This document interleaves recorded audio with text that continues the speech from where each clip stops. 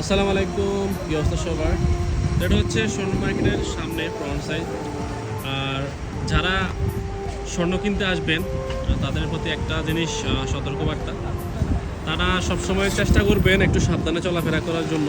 কারণ দেখেন, একটা প্রবাসী ভাই অনেক কষ্ট করে, অনেক কষ্টার্জিত টাকা নিয়ে স্বর্ণ কিনতে আসেন।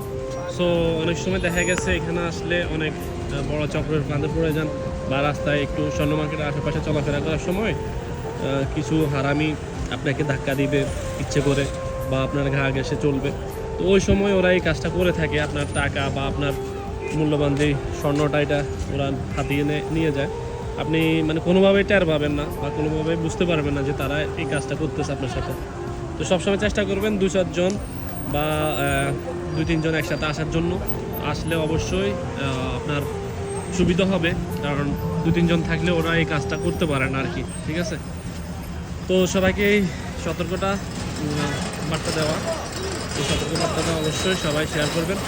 অবশ্যই সাবধান থাকবেন, স্বর্ণ কিনতে আসলে অবশ্যই সাবধানতা অবলম্বন করবেন। ভালো থাকবেন, সুস্থ থাকবেন, আল্লাহ হাফেজ।